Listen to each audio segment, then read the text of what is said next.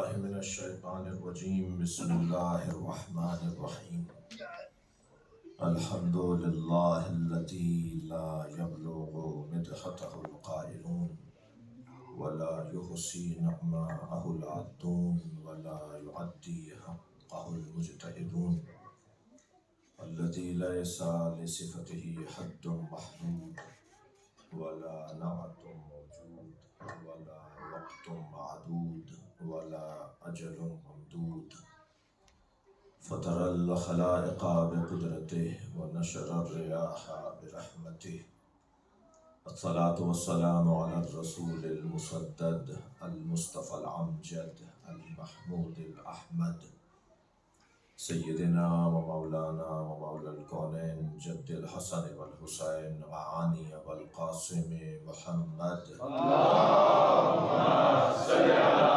محمد وآل محمد وآله الطيبين الطاهرين المعصومين الذين قال الله إنما يريد الله ليذهب عنكم الرجس أهل البيت ويطهركم تطهيرا.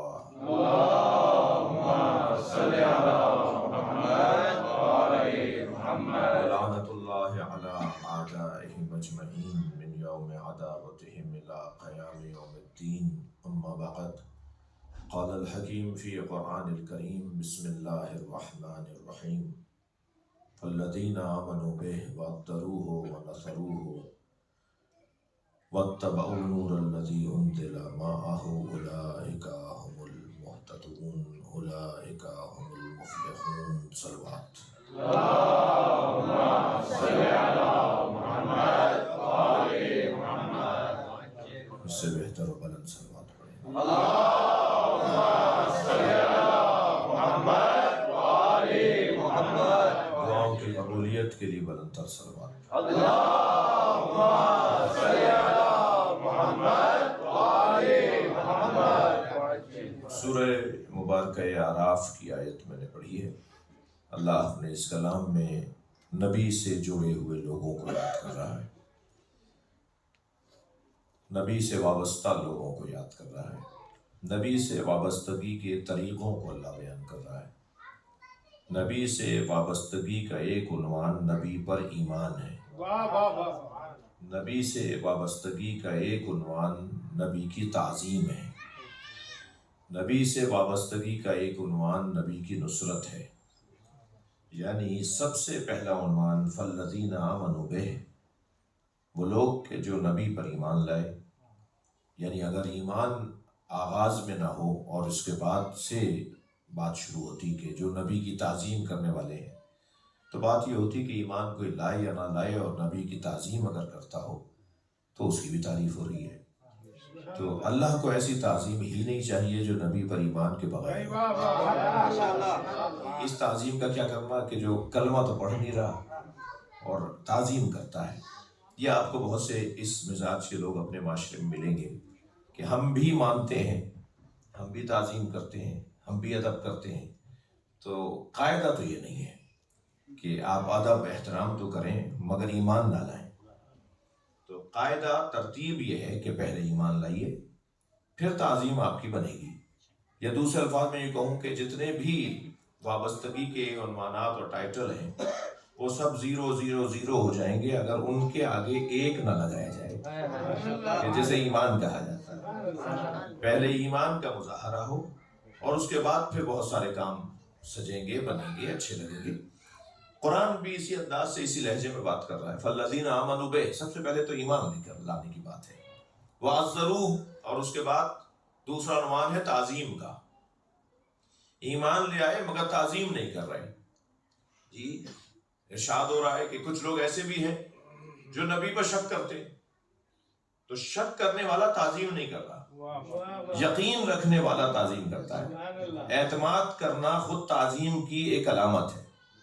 اگر اعتماد نہیں ہے تو پھر ایمان کا کیا فائدہ؟ کیسا ایمان تھا جو بغیر تعظیم کے ہے؟ لہذا دوسرا عنوان ہے تعظیم کا عنوان. تیسرا عنوان ہے تعظیم کر رہے ہیں، آدھے آدھے جھکے چلے جا رہے ہیں. جی ہاتھ پیر جو ہے ان کے آگے بچھائے چلے جا رہے ہیں، ہاتھوں کا بوسہ دے رہے ہیں اور پیشانی ان کے آگے ٹیک رہے ہیں، اور نہ جانے کتنی تعظیم کی قسمیں تھی، ساری استعمال کر لی، مگر جب ان پر کوئی وقت پڑا، انہوں نے مدد کے لیے پکارا، تو یہ غائب نظر آئے، یہ نظر ہی نہیں آئے۔ تو پھر ایمان کے بعد تعظیم، اور تعظیم کے بعد نصرت ہے، یعنی دلیل یہ ہو کہ تم تعظیم کرتے ہو تو پھر مدد بھی کرنے والے بنو۔ تو تعظیم کے بعد پھر نصرت کا مرحلہ۔ اچھا، یہ تو ہو گئے نبی کی زندگی سے وابستہ عناوین، ایمان بھی ہے اور تعظیم بھی ہے اور نصرت بھی ہے۔ مگر نبی کے بعد کیا نبی ایسے ہی چھوڑ کر چلے گئے؟ نبی نے اپنے بعد کا کوئی انتظام کیا؟ یعنی ان کی زندگی میں تو منہ دیکھی کی عبادت، منہ دیکھی کی تعظیم، منہ دیکھے کا احترام۔ صلوات پڑھ لیں ذرا محمد والے۔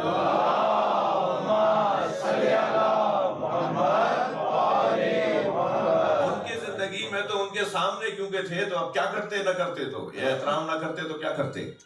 جی، ان کی زندگی میں تو وابستہ رہے، تعظیم بھی کی، ایمان بھی، کلمہ بھی پڑھ لیا، تعظیم بھی کی اور مدد بھی کی، لیکن جیسے ہی ان کی آنکھیں بند ہوئیں اور انہوں نے پردہ فرمایا اور انہوں نے ہجرت فرمائی، تو پھر ایسا ہو گئے جیسے انہیں جانتے ہی نہیں تھے۔ تو یہ بھی اللہ نہیں چاہتا۔ نظام اللہ یہ دے رہا ہے۔ میں مقدماتی گفتگو کر رہا ہوں آیت کے ترجمہ اور اس کی تفسیر کے لیے جو ہے وہ آپ کے اذہان کو متوجہ کرنا چاہ رہا ہوں۔ پہلا عنوان تو ایمان کا ہے، کتنا ہی کوئی مانتا رہے مگر عنوان ایمان اگر نہیں آ رہا ہے، یعنی وہ کلمہ پڑھ کے اپنے آپ کو ایک طرف نہیں کر رہا۔ صلوات پڑھیں ذرا محمد والے۔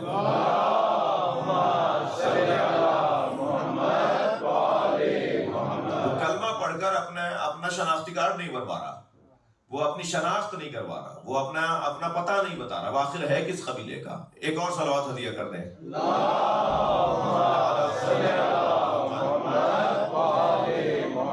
جناب بھائی ایک کھڑکی یہ کھول دیجئے اور ایک چھوٹا سا دروازہ وہ کھول دیجئے۔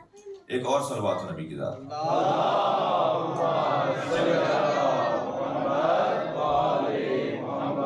ایک اور بلند صلوات پڑھ۔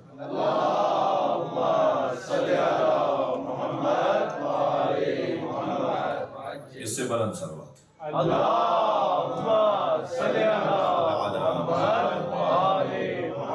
توجہ میرے ساتھ ہے آپ کی، بڑی عنایت آپ کے توجہات کا ممنون ہوں۔ پھر دوبارہ سے ترتیب بنا رہا ہوں کہ ایمان سب سے پہلا مرحلہ، پھر دوسرا مرحلہ تعظیم کا ہے، تیسرا مرحلہ نصرت کا ہے، اور چوتھا مرحلہ یہ ہے کہ جب نبی چھوڑ کر جا رہے ہوں، جب اس دنیا ظاہر ہے تقاضۂ بشری کے تحت آئے ہیں، جب انسانی حلیے میں آئے ہیں، انسانی پیکر میں آئے ہیں، بشری سانچے میں آئے ہیں، تو پھر اس کے تقاضے بھی ہوں گے، اس کی ذمہ داریاں بھی ہوں گی، اس کے عوارض بھی ہوں گے، اس کے لوازمات بھی ہوں گے۔ تو جب اس کے عوارض اور اس کے لوازمات آئیں گے تو پھر آپ چھوڑ کے بھی دنیا کو جائیں گے۔ جب دنیا کو آپ چھوڑ کر جائیں گے تو پھر بعد میں نظریہ تو نہیں جا رہا نا، آپ جا رہے ہیں، سرکار جا رہے ہیں، نظریہ تو نہیں جا رہا۔ وہ جو نظریہ توحید پیش کیا تھا، وہ جو نظریہ خاتمیت پیش کیا تھا، وہ جو نجات بشر کا نظام مرتب کیا تھا، وہ تو اپنے ساتھ نہیں لے کے جا رہے نا۔ نبی کے جانے سے نظام تو نہیں جا رہا نا، تو پھر ماننا پڑے گا کہ نبی بھی نہیں جا رہے، بلکہ نبی کی جگہ پر ایک ایسی شخصیت آ رہی ہے کہ جو ہے تو نام کچھ اور رکھتا، نام تو کچھ اور رکھتا ہے مگر کردار میں مصطفی ہے، اس کا وجود مصطفی ہے، یعنی گویا وہی کردار ہے، وہی انداز ہے، وہی خوشبو ہے، وہی روش ہے، وہی سیرت ہے۔ تو اب چوتھا مرحلہ کیا؟ سب سے پہلا مرحلہ ایمان کا، دوسرا تعظیم کا، تیسرا نصرت کا، چوتھا مرحلہ وَاتَّبَعُوا النُّورَ الَّذِي أُنزِلَ مَعَهُ، اور اس نور کی اتباع کرتے ہوں جو نبی کے ساتھ نازل ہوا ہے۔ صلوات پڑھ لیں محمد والے۔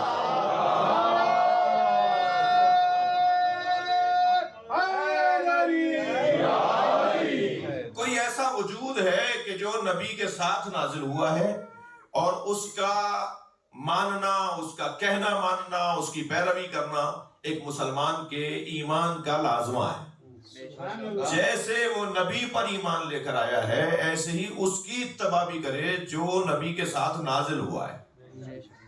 نور، ایک ایسا نور جو وَاتَّبَعُوا النُّورَ الَّذِي أُنزِلَ مَعَهُ، معه نازل ہوا ہے ان کے ساتھ، وہ اور ہے، وہ نور اور ہے، یعنی ایک ہی وجود ایک نہیں ہے، وہ محمد ہے، وہ علی ہے۔ لہٰذا نبی کے بعد کا سلسلہ اللہ نے خود قرآن میں بیان کیا ہے۔ میں کہتا ہوں کہ اگر غدیر خم میں نبی نے من کنت مولا کا اعلان نہ بھی کیا ہوتا تب بھی قرآن پکار کے کہہ رہا ہے کہ نبی کے ساتھ ایک نور نازل ہوا ہے، اس کی اتباع لازم ہے۔ صلوات پڑھ لیں محمد و آل محمد۔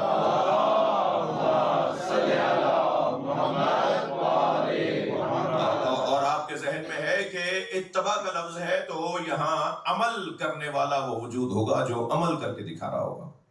اگر لفظ اطاعت ہوتا تو پھر کہہ دیتے کہ یہاں قرآن مراد ہے، کیونکہ قرآن نبی کے ساتھ نازل ہوا ہے، اللہ نے اطاعت قرآنی اطاعت الہیہ کی بات کی ہے، لیکن یہاں لفظ اطاعت نہیں ہے، لفظ اتباع ہے، اور اتباع اعمال کے مطابق عمل انجام دینے کو کہا جاتا ہے۔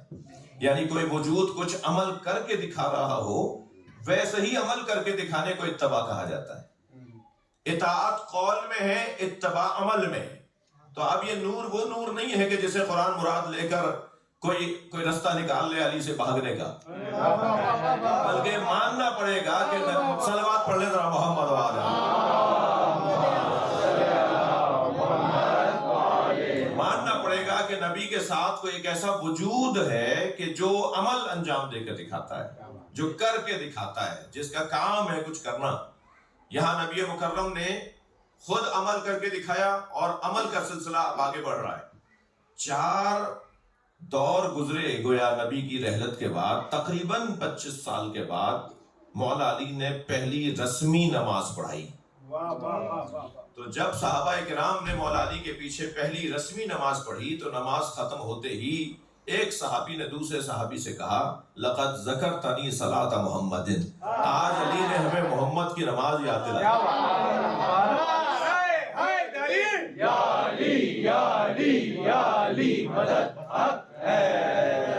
اب بات یہاں بہت روشن ہو گئی کہ نبی کے بعد بھی قرآنی سلسلہ، قرآن کے مطابق سلسلہ باقی ہے کہ نبی کے بعد نبی کا کوئی جانشین ہے، نبی کے بعد نبی کا کوئی جانشین ہے۔ یہاں اللہ نے اگر لفظ بشر استعمال کر لیا ہوتا تو شاید رستہ ذرا کسی کے لیے کھل جاتا۔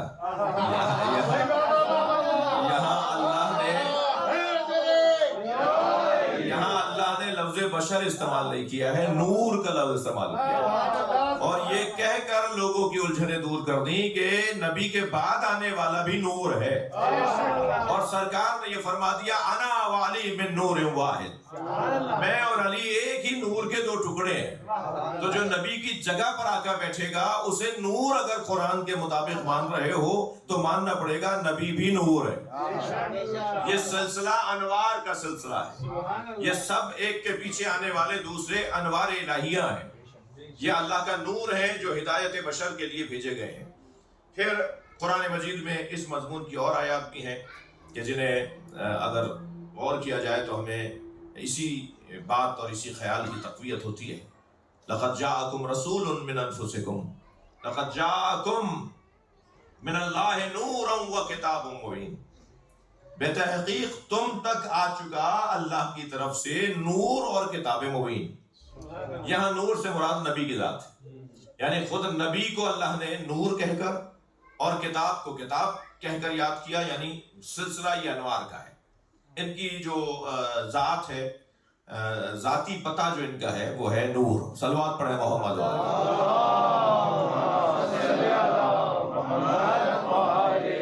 بلکہ لفظ میں اور بہتر کر لیتا ہوں، ان کی ذاتی شناخت جو ہے وہ نور ہے۔ یہ جو بشریت ہے یہ ان کے اوپر عارض ہے، ان کے اوپر آئی ہے، ان کی حقیقت بشریت نہیں ہے، ان کی حقیقت نور ہے۔ یہ حقیقتاً نور ہیں اور بشری پیکر میں ڈھالے گئے ہیں، بشری پیکر میں ڈھالے گئے ہیں۔ اچھا، جب بشری پیکر میں ڈھالے گئے ہیں تو پھر یہ ایک زمانے میں تو ان کو سوچنا اور کسی ایک محدود زمانے میں سوچنا یہ بھی جو ہے وہ ان کے وجود کی معرفت سے خالی بات ہے۔ قرآن مجید کے اندر ایک حسین آیت ہماری رہنمائی کر رہی ہے جس میں ارشاد ہو رہا ہے وَأَيَّدْنَاهُ بِرُوحِ الْقُدُسِ، اور ہم نے عیسیٰ کی جو مدد کی۔ اچھا، آپ کے ذہن میں یہ ہے کہ زیادہ تر کمالات انبیاء کرام کے جو قرآن میں بیان ہوئے ہیں، یعنی انبیاء کرام کے کمالات جو قرآن میں بیان ہوئے ہیں ان میں سب سے زیادہ کمال حضرت عیسیٰ کے بیان ہوئے، اور ایسے ایسے کمالات بیان ہوئے کہ جن کا بیان ایمان کو تازہ کر دیتا ہے۔ اور وہ کمال رکھنے والا وجود جو مردوں کو زندہ کر دے، جو مریضوں کو شفا دے دے، جو بغیر باپ کے دنیا میں آ جائے، جو ماں کی گود میں ابھی ایک لمحے کا ہے تو بول رہا ہو، جو ماں کی گود میں بات کر رہا ہو اور یہ کہہ کر بول رہا ہو کہ میں نبی ہوں، یعنی جو ماں کی آغوش میں نبی ہو اسے تو تم نبی مان رہے ہو جس کا عیسیٰ نام ہے، اور حضرت عیسیٰ جس کے پوتے کے پیچھے نماز پڑھیں گے اس نبی کو کہتے ہو 40 سال کے بعد نبی ہوئے۔ کیسا تضاد ہے؟ صلوات پڑھ لیں محمد و آل محمد۔ ماشاءاللہ۔ تو یہ عنوان حضرت عیسیٰ کے جو کمالات قرآن میں بیان ہوئے، ان میں سارے کمالات کو پہلے آپ ایک ردیف بنائیے، اس کی لسٹ بنائیے کہ یہ آیت ہے، یہ آیت ہے، یہ آیت ہے، یہ آیت ہے، اور پھر ان ساری آیات کو جوڑنے کے بعد ایک آیت کو اس آیت کے ساتھ ذرا پلس کر دیجئے اور پھر نتیجہ نکالیے۔ اور وہ آیت کون سی ہے جس میں حضرت عیسیٰ فرما رہے ہیں وَمُبَشِّرًا بِرَسُولٍ يَأْتِي مِن بَعْدِي اسْمُهُ احمد، میں تمہیں ایک رسول کی بشارت دیتا ہوں جو میرے بعد آنے والا ہے، اس کا نام احمد ہے۔ یعنی عیسیٰ سارے کمالات رکھنے کے بعد فرما رہے ہیں کہ میرے بعد ایک رسول آنے والا ہے جو مجھ سے افضل ہے، تو خود بخود یہ سارے کمالات اس رسول میں بدرجہ اولا پہنچیں گے جو عیسیٰ سے بھی افضل ہے۔ اب یہاں حضرت عیسیٰ کے کمالات اور ان کمالات کو ذہن میں رکھنے کے ساتھ، سرکار کی عظمت کو ذہن میں رکھنے کے ساتھ، آپ ذرا یہ سوچئے کہ وہ جو کمالات والا نبی ہے جس کے کمالات کو اللہ نے، اچھا کوئی کام اللہ کے بغیر حکمت تو ہے نہیں، یہ اللہ کا کوئی کام بھی حکمت والا نہیں ہے۔ ہماری دو آنکھیں جو یہاں لگی ہوئی ہیں یہ بھی حکمت کے ساتھ لگی ہوئی ہیں، وہ چاہتا تو گدھی میں لگا دیتا مگر پھر منظر ہی کچھ اور ہوتا ہے، لیکن اس نے جو کچھ ہمارے ساتھ کیا ہے اس سے اچھا کوئی کر ہی نہیں سکتا۔ ایک جوان ذرا الجھا سا تھا، اللہ کو مان نہیں رہا تھا، بہت دیر سے مجھ سے الجھ رہا تھا کہ جی میں نہیں مانتا، تو میں نے کہا بھائی تم یہ نہیں مانتے تو اس سے اچھا کوئی نظام لے آؤ تو میں وہ مان لیتا ہوں۔ صلوات پڑھیں ذرا محمد و آل محمد۔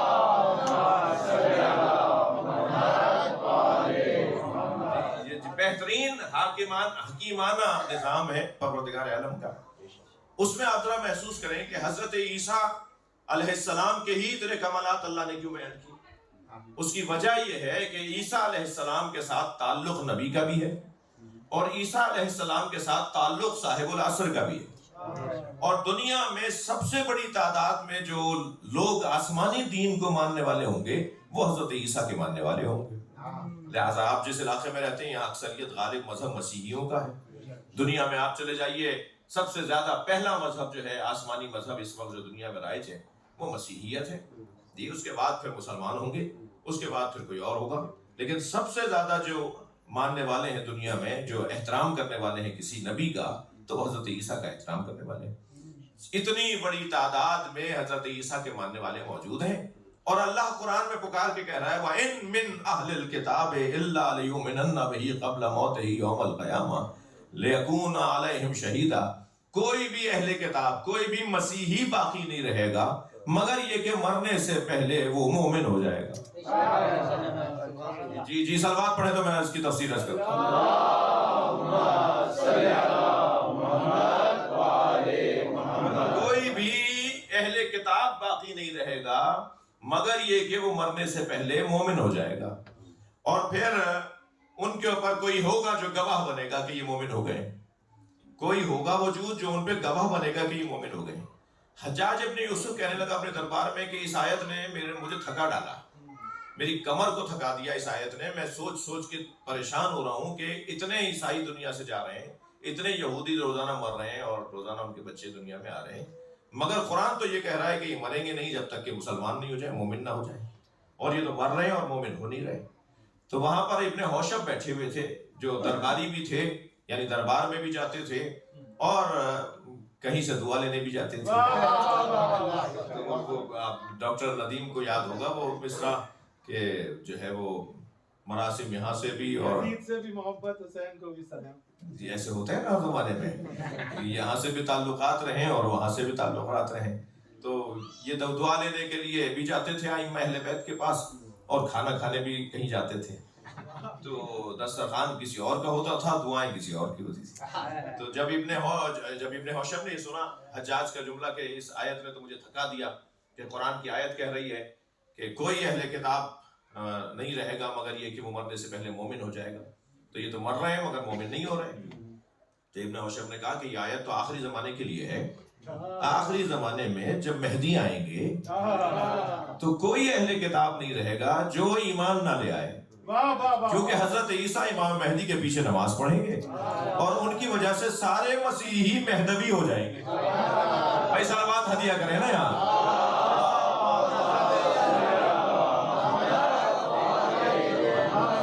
سارے مسیحی مہدوی ہو جائیں گے حضرت عیسیٰ کے نماز پڑھنے کی وجہ سے۔ ظاہر ہے ان کا بڑا جب نماز پڑھ رہا ہوگا تو یہ کیسے نماز نہیں پڑھیں گے، یہ کیسے نہیں حضرت عیسیٰ کی بات کو مانیں گے۔ تو یہ مرنے سے پہلے سارے مومن ہو جائیں گے۔ یہ آخری زمانے کے بارے میں آیت ہے۔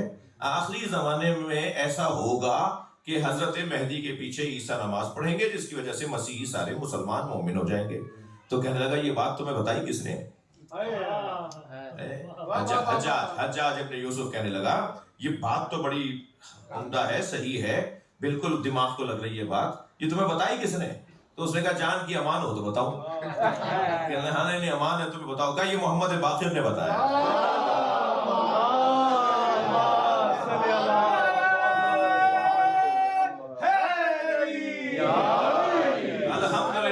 الحمدللہ میں اپنے بچوں سے، میری خوش قسمتی ہے کہ اس وقت محفل میں اکثریت جوانوں کی ہے، اور آپ نے مجھے شرف دیا کہ اپنی زیارت کروا دی مجھے۔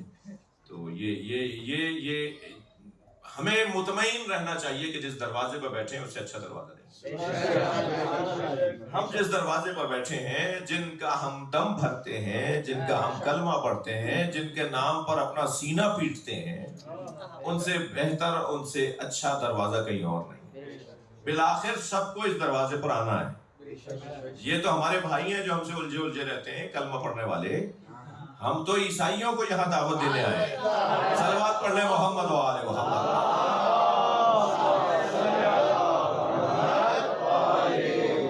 یعنی آپ اس مکتب کی، اس نظریے کی بلندی کو محسوس کریں۔ جس نظریے سے آپ اور ہم جڑے ہوئے ہیں، اس کی بلندی کو، اس کی آفاقیت کو، اس کی وسعت کو، اس کی بہتری کو، اس کی عمدگی کو محسوس کریں کہ کتنا عمدہ نظریہ ہے جس سے میں اور آپ جڑے ہوئے ہیں۔ مجھے اس پہ تعجب ہوگا جو اس نظریے سے جڑا ہوا ہو اور وہ چھوڑ کے جا رہا ہو۔ تم کہاں چھوڑ کر جا رہے ہو؟ جہاں بھی جاؤ گے سب یہیں آئیں گے۔ تھوڑی تسلی کر لو، ذرا جگر پہ پتھر رکھ لو، آنے والا کچھ ہی دیر ہے کہ آنے والا ہے۔ مجھے امام کے ظہور کی خوشبو آ رہی ہے۔ کچھ ہی مدت میں امام آنے والے ہیں، اس لیے کہ امام کے آنے سے پہلے جو حقائق کھلیں گے وہ کھلنا شروع ہو گئے۔ لوگوں کی الجھنیں، بیریئر ہٹنا شروع ہو گئے، ذہنی الجھنیں ختم ہونا شروع ہو گئی ہیں۔ بہترین نظام اگر کوئی ہے تو وہ یہی نظام ہے، اور اسی دروازے پہ سب کو آنا ہے۔ میں یہ بات عامیانہ انداز سے اپنے وطن میں کرتا ہوں۔ مجھے اس ملنگ سے بہت پیار ہے جو گٹھے گلابے ڈنڈا کچھ چٹیا بندہ کان میں ڈال کر، یہاں والے بندوں کی بات نہیں کر رہا، وہ جو بازاروں میں اور کوچوں اور بازاروں میں آوازیں لگاتا ہے، آج نہیں کل سب علی علی کہیں گے، وہ یہ بات کہہ کر پیغام دے رہا ہوتا ہے کہ بالآخر اس دروازے پہ سب کو آنا ہے۔ اور مجھے اس ملنگ سے اس لیے پیار ہے، مجھے اس ملنگ سے اس لیے پیار ہے کہ جہاں میں مولوی نہیں پہنچ پاتا وہاں وہ جا کر علی کا نام پہنچاتا۔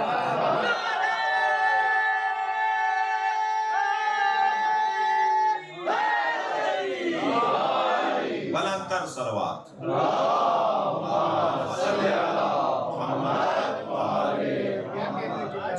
جی الحمدللہ، ہم جو کچھ کر رہے ہیں عین قرآن کے مطابق بات کر رہے ہیں۔ میرا تو درد ہی یہ ہے، میں پوری دنیا میں اسی حلیے میں پھرتا ہوں، آپ کے ممالک میں بھی گھوم رہا ہوں تو اب امامہ نہیں اتارا ہے، اور ایک کے انتظار میں امامہ پہنے رہتا ہوں کہ اتنے مجمع میں کوئی تو نکل کر آئے گا کہ آپ مسلمان اسکالر ہیں، یہ سوال کر لوں، تو میں پلٹ کے جواب دیتا ہوں میں پہن کے اس لیے پھر رہا ہوں کہ آپ سوال کر لیں۔ جی یہ جو پیغام ہے نا، یہ جو کونسلنگ ہے، یہ جو سمجھانے کی بات ہے، یہ جو تبلیغ ہے، ہمیشہ کنویں کا پانی تو بن کے نہیں رہنا چاہیے کہ پیاسا آپ کے پاس آئے، کبھی چشمے کا پانی بھی بن جاؤ، کبھی دریا کا پانی بھی بن جاؤ کہ لوگوں کے پاس چلے جاؤ اور ان کو جا کے سمجھا دو۔ جی میں جناب ڈاکٹر ندیم صاحب سے اور جناب اقبال حضرت صاحب سے گزارش کر رہا تھا، میری سعادت مندی ہے کہ دونوں قابل لوگ میرے ساتھ ہیں، کہ جب ہم پاپا اعظم سے ملے تو 10 جگہ میں تقریریں کروں، اس کا ثواب جو مجھے ملے گا ان کو ایک ترازو کے پلڑے میں رکھیں اور میرے 5 منٹ کی گفتگو جو پاپا اعظم نے مجھ سے اسلام کے بارے میں پوچھا، وہ 10 تقریروں کا ثواب مجھے یقین ہے ایک طرف ہے، اور وہ 5 منٹ کی گفتگو کا ثواب پوچھ رہے ہیں کہ بتائیے اسلام کے بارے میں۔ ہم اپنے امام بارگاہوں میں کریں گے، بیٹھیں گے، کر رہے ہیں، تقریر کریں گے، کر رہے ہیں، یہ سب سے زیادہ بولنے والا آدمی ہوں میں، بر صغیر میں سب سے زیادہ بولنے والا آدمی ہوں۔ 15,000 تقریروں کا ریکارڈ میرے پاس ہے جو اب تک کر چکا ہوں، 15 غلطیاں کوئی نہیں نکال پایا، الحمدللہ۔ ایک صلوات پڑھیں ذرا محمد و آل محمد۔ اتنا بولنے والا، مسلسل جو ہے وہ سما خراشی اور آپ لوگوں کو تنگ کرنے والا بندہ ہوں، یہ ان سب کا ثواب یقیناً ایک طرف، لیکن جو 5 منٹ میں نے پاپا اعظم نے مجھ سے پوچھا کہ جی بتائیے اسلام کیا ہے، ٹھیک ہے انہیں پتا ہوگا، جیسے ڈاکٹر صاحب فرما رہے ہیں، اقبال صاحب فرما رہے ہیں، انہیں پتا ہوگا، لیکن ہم سے سننا چاہ رہے ہیں نا، تو پھر ہماری زبان تو تطہیر والوں کی زبان ہے، تو اہل بیت کے ذکر کے بغیر کیسے اسلام سمجھائیں گے؟ ہمارا تو اسلام، کسی کا بھی اسلام بغیر اہل بیت کے نہیں ہے۔ صلوات پڑھنے ذرا نبی اور آل نبی۔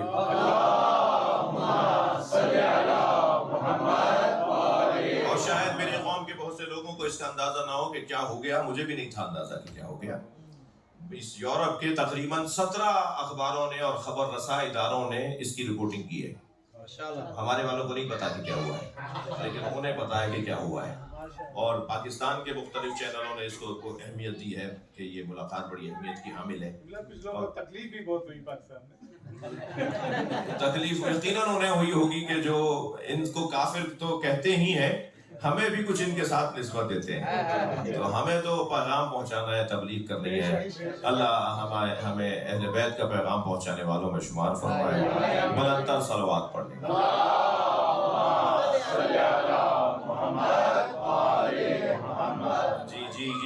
جی ان لوگوں تک پیغام پہنچانا ہے بھی ہماری ذمہ داری ہے جہاں تک حسین پہنچے نہیں۔ امام حسین کو یہ کا پیغام، امام کا نام، امام کی یاد، مثلا ان کے لیے بہت سننے کی بات تھی کہ کربلا کے واقعے کے بعد جب شہدائے کربلا کے ان نورانی سروں کو کاٹ کر جب اسیروں کو لے جایا گیا، تو جہاں جہاں سے مسیحیوں کی آبادیاں آتی تھیں تو مسیحیوں نے اہل بیت کے ساتھ محبت کا اظہار کیا ہے۔ تو شکریہ بنتا ہے اہل بیت کے والوں کا کہ وہ چاہے 1400 سال بعد ہی صحیح، مگر ان کے بڑوں کے کیے ہوئے کام پر آج ان کے چھوٹوں کو جا کر ملاقات تو کر دیں۔ ایک اور صلوات نبی۔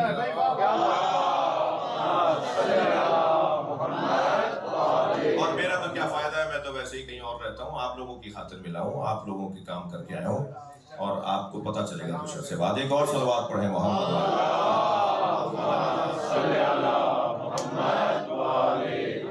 تو اب یہ بات روشن ہوئی، میرے اپنے بیان میں یہاں تک بات پہنچی کہ جو نبی کے بعد سلسلہ ہے وہ نور کا سلسلہ ہے۔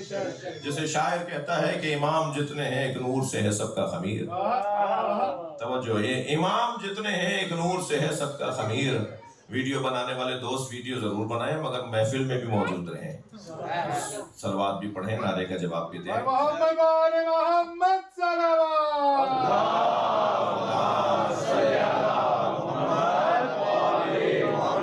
امام جتنے ہیں ایک نور سے ہے سب کا خمیر، ہیں ان میں سبھی محمد صغیر ہوں کہ کبیر۔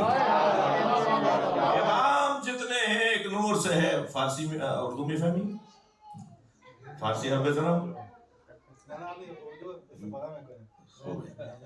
امام جتنے ہیں ایک نور سے ہے سب کا خمیر، ہیں ان میں سبھی محمد صغیر ہوں کہ کبیر۔ خیال ہے کہ نظر بندی یہ مصور نے، خیال ہے کہ نظر بندی یہ مصور نے، الٹ پلٹ کر دکھائی نہ ہو وہی تصویر۔ سرکار گئے کہاں ہیں، کبھی علی کی صورت میں ہے، کبھی مہدی کی صورت میں۔ صلوات پڑھیں محمد و آل محمد۔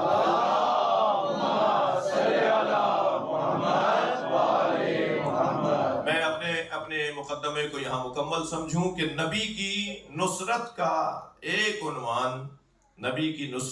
عنوان یہ ہے کہ نبی کے دیے ہوئے نظام سے وابستہ ہو جائے۔ اور نبی کا دیا ہوا نظام یہ ہے کہ نبی کے بعد علی، اور علی کے بعد امام حسن، اور امام حسن کے بعد امام حسین، اور پھر فرمایا تسعۃ من ولد الحسین، نبی نے فرمایا 9 میرے حسین کے بیٹے، اور نواں جو ہوگا اس کا نام میرا نام ہوگا، اس کی کنیت میری کنیت ہوگی، اس کے شمائل میرے شمائل ہوں گے، اس کا حلیہ میرا حلیہ ہوگا، وہ بولے گا تو لگے گا محمد بول رہا ہے، اس کا تمام تر عنوان میرے ساتھ جڑا ہوا ہوگا، گویا میں دوبارہ سے آ رہا ہوں گا جسے مہدی کہا جائے گا۔ حتیٰ نبی کا اور ان کا وجود، اللہ کے نبی نے اپنی حدیث میں فرمایا کہ مکمل وہی صفات کے ساتھ امام مہدی آئیں گے۔ اچھا، سب سنی شیعہ نے اس والی گفتگو کو تو سب سنی شیعہ نے لکھا ہے کہ وہ جو ہوں گے وہ حضرت زہرا کے بیٹے ہوں گے، اور ایک صاحب کہنے لگے، بلکہ ہمارے بزرگ ہیں جنہوں نے ابھی ایک گلدستہ اہل بیت کے نام سے کتاب بھی لکھی، بہت مضبوط مبلغ ہے پاکستان میں، انہوں نے بھی اپنی کتاب میں لکھا کہ امام مہدی عجل اللہ تعالیٰ فرجہ الشریف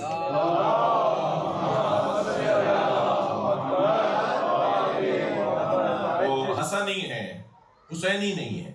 اچھا، اس حدیث کے مطابق کہ نبی نے فرمایا 9 من ولد الحسین، میرا پہلا جانشین علی، میرا دوسرا جانشین حسن، میرا تیسرا جانشین حسین، اور 9 حسین کے بیٹے، تو اس طرح 12ویں امام مہدی بنتے ہیں۔ تو یہ جو حدیث ہے، اس حدیث سے ہٹ کر ہمارے بھائی یہ کہتے ہیں کہ وہ حسینی، اس کے مطابق تو حسینی ہوئے، 9 بیٹے امام حسین کے۔ ہمارے بھائی یہ کہتے ہیں کہ وہ حسنی ہیں، اور دلیل کیا ہے ان کے پاس؟ 2 دلیلیں ہیں ان کے پاس۔ ایک دلیل تو یہ ہے کہ کیونکہ مولا علی کے زمانے سے امام مہدی کا ذکر ہو رہا ہے، امام حسن نے بھی امام مہدی کا ذکر کیا ہے، ہر امام نے امام مہدی کا ذکر کیا ہے، خود نبی کی تو سب سے زیادہ حدیث ہے امام مہدی پر، اور ایسا بیان کیا امام مہدی کے بارے میں کہ گویا لگتا تھا کہ اب آنے والا امام مہدی ہے، اب جو آنے والا امام ہے جو مہدی ہے۔ حتیٰ امام رضا کو کسی نے سلام کیا، چاہنے والے نے، السلام علیکہ یا صاحب الزمان، تو امام نے فرمایا مجھے صاحب الزمان نہیں کہو، دیکھ نہیں رہے میرے بال سفید ہو گئے؟ صاحب الزمان ہمارا وہ ہوگا جس پہ سورج اثر نہیں کرے گا، ہمارا مہدی ہے جو صاحب الزمان ہے۔ تو یعنی ہر امام کے اوپر یہ شبہ ہوتا رہا، خیال ہوتا رہا کہ یہی امام مہدی ہے، یہی امام مہدی ہے۔ حتیٰ علی بن یقطین کے والد یقطین نے اپنے بیٹے علی سے کہا کہ کب آئیں گے تمہارے امام مہدی؟ تو انہوں نے جواب دیا کہ اچھا، بابا غیر شیعہ تھے اور علی اہل بیت کے چاہنے والے تھے، ان کے ابا شیعہ نہیں تھے، اور خود علی جو تھے وہ شیعہ تھے، تو باپ بیٹے سے ان کے نظریے پر اعتراض کر رہا ہے۔ تو علی نے کہا کہ ہمارے ائمہ نے، معاف کیجیے، ہمارے ائمہ نے جو کچھ بتایا ہے وہ سب سچ ہوا ہے، تو یہ جو کچھ بتا رہے ہیں کہ مہدی آنے والے ہیں یہ بھی سچ ہوگا۔ تو کہنے لگے تاریخ کیوں نہیں بتا دی، بتا دیتے کہ کون سے سن میں آئیں گے مہدی۔ تو علی بن یقطین کا جواب سنیے، وہی ایک سوال کا، ہمارے ذہن میں آنے والے سوال کا جواب بھی ہے۔ انہوں نے کہا اگر ہمارے اماموں نے تاریخ بتا دی ہوتی مہدی کے ظہور کی تو صرف اس زمانے کے لوگ انتظار کرتے، ان سے پہلے والے زمانے کے لوگ انتظار نہ کرتے، مگر تاریخ نہ بتا کر پوری امت پر احسان کیا ہے، ہر زمانے کے مومنین کا ایمان تازہ رکھا ہے۔ صلوات پڑھ لیں محمد و آل محمد۔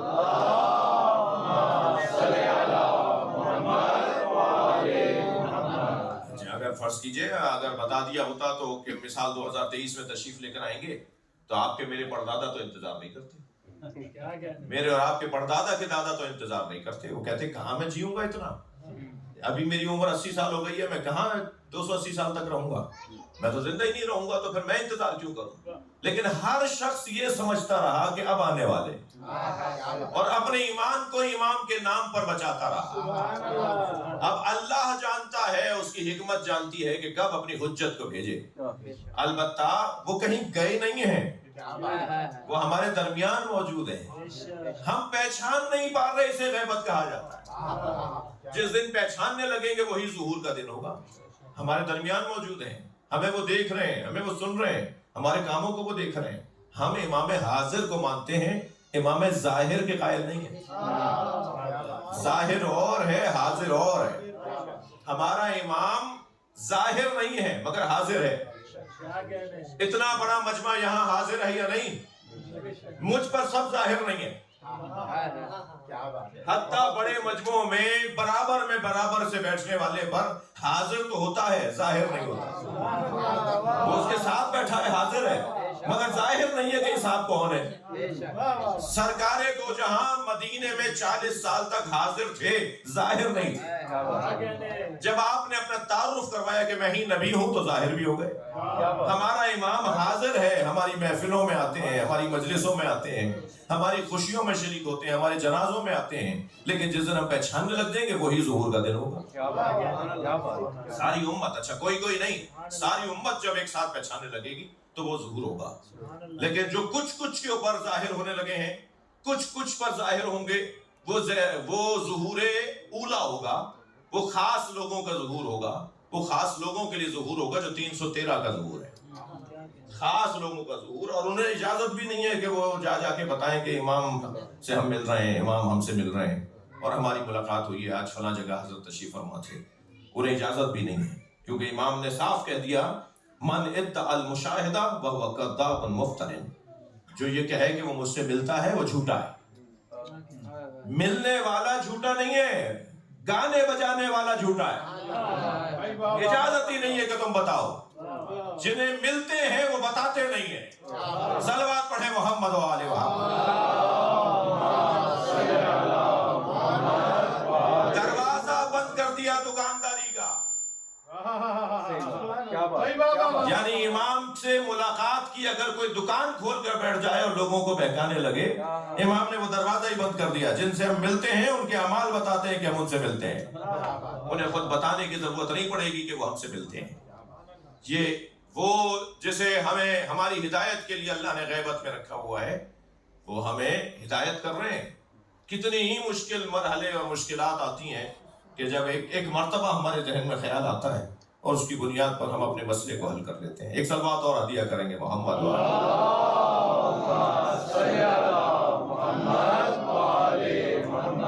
ایک اور بہتر صلوات.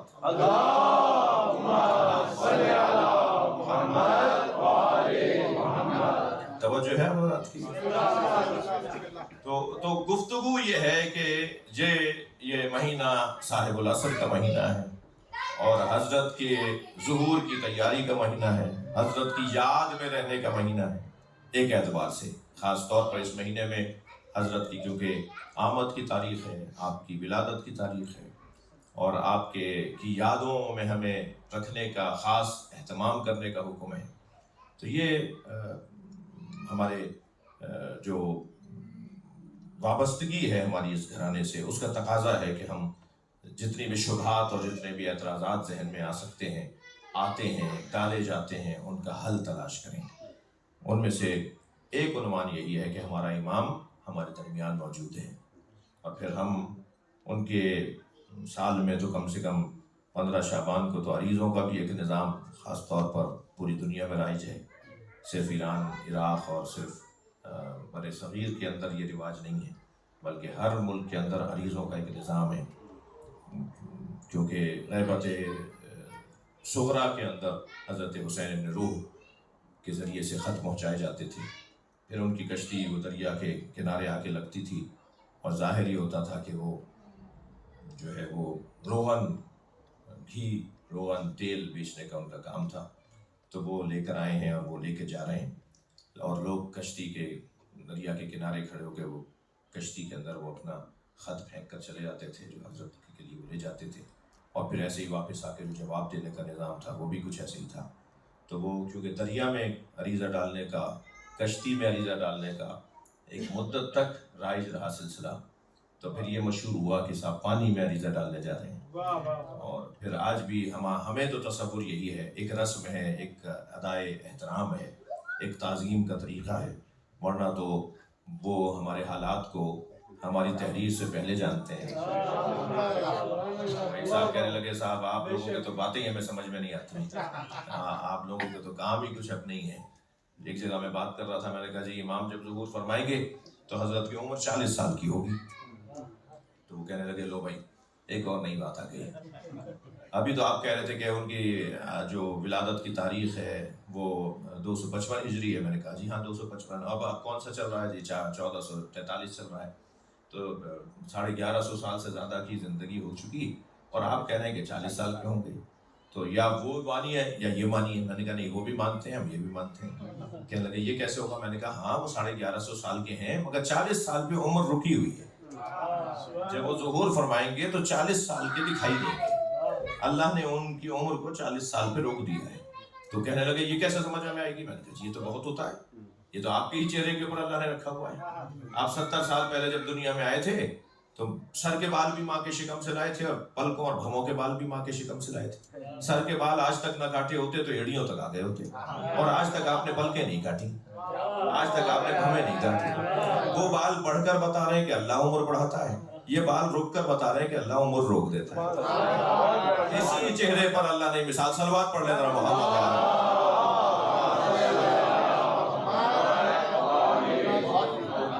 وہ تقاضا ہے ہدایت بشر کا کہ حضرت جب تشریف لے کر آئیں تو آپ کی عمر 40 سال کی ہو.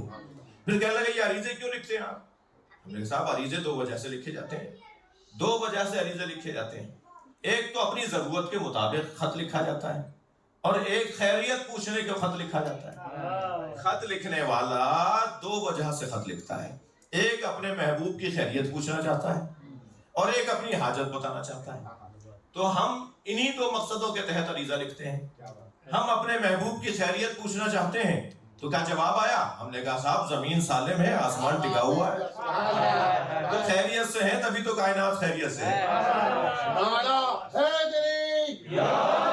اور ہماری ضرورت کے مطابق جو ہم اپنی ضرورتیں اس میں لکھتے ہیں, تو ہم تو حاجت لکھ دیتے ہیں. یہاں جب حاجت پوری ہو جاتی ہے تو ہم سمجھ جاتے ہیں کہ انہی نے تو پوری کروائی ہے.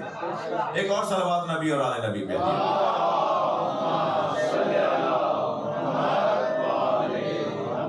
عزیزو فخر ہے, ہمیں اعزاز ہے ہمیں حاصل کہ ہم جس دروازے پہ بیٹھے ہیں وہی سب سے اچھا دروازہ ہے. میں چند اپنے کہے ہوئے اشعار بھی سنانا چاہوں گا جیسے اقبال صاحب نے فرمایا, اور اس پر ہی اپنی بات کو مکمل کروں گا. عرض کر رہا تھا امیر مینائی کی زمین میں ایک کلام کہنے کی توفیق ہوئی. عرض کیا تھا کہ سرمے طور لگا دیدہ تر پیدا کر, سرمے طور لگا دیدہ تر پیدا کر, سرمے طور لگا دیدہ تر پیدا کر. نہیں ویسے ہی ٹھیک تھا. سرمے طور لگا دیدہ تر پیدا کر, شوق دیدار اگر ہے تو نظر پیدا کر. اور زینہ ممبر شبیر سے بڑھ کر کیا ہے, زینہ ممبر شبیر سے بڑھ کر کیا ہے, مل گیا تجھ کو شرف اس پہ نہ شر پیدا کر.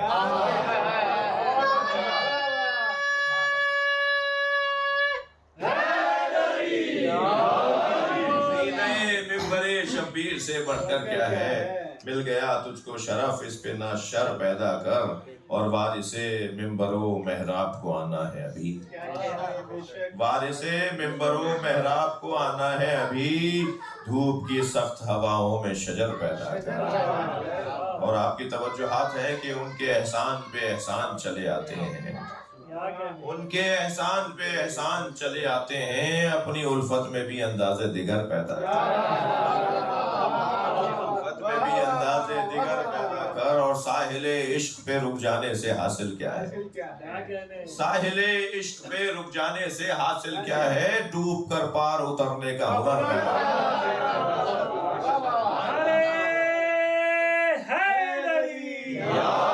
ڈوب کر پار اترنے کا ہنر پیدا کر. اور کشتے امید کو تابندہ اگر رکھنا ہے, کشتے امید کو تابندہ اگر رکھنا ہے, جو ثمر بار رہے ایسے شجر پیدا کر, جو ثمر بار رہے ایسے شجر پیدا کر. اور الاجل کہنے سے آ جائیں گے مولا کیسے, الاجل کہنے سے آ جائیں گے مولا کیسے, اپنے آقا کے ذرا دل میں تو گھر پیدا کر.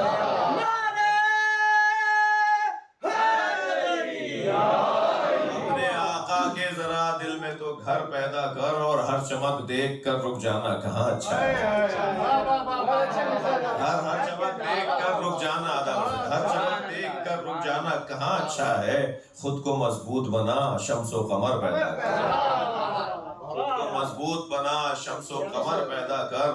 اور تنہا رہنے کا تجھے شوق ہے مسلم کیوں کر, تنہا رہنے کا تجھے شوق ہے مسلم کیوں کر شارع عام پہ چل یار سفر پیدا کر شارع عام پر چل یار سفر پیدا کر اور یہ شفاعت کا عقیدہ ہمیں سمجھاتا ہے قبر کا خوف بڑھا حشر کا ڈر پیدا کر سر اٹھانے لگے ہیں وقت کے مروان و یزید سر اٹھانے لگے ہیں وقت کے مروان و یزید سر کٹانے کو ہو تیار وہ سر پیدا کر اور مقتاز ہے کہ دل گرفتہ ہے اگر ظلم و ستم سے آسی دل گرفتہ ہے اگر ظلم و ستم سے آسی خانقاہوں سے نکلنے کا جگر پیدا ہے یا اللہ ہمارے بولنے بیٹھنے کو عبادت شمار فرما مرحومہ صفیہ ڈاکٹر انجم عابد بنت مرزا محمد ہاشم کی مغفرت فرما حاضرین کی توفیقات میں رزق میں عزت میں اضافہ فرما ہم سب کی عاقبت بخیر فرما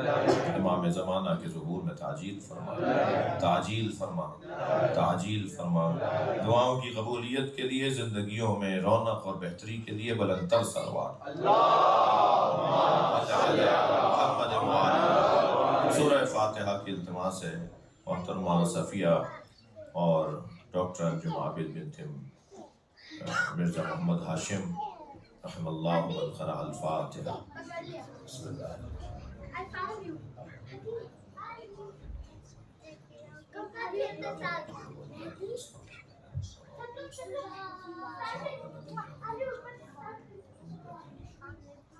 بسم اللہ الرحمن الرحیم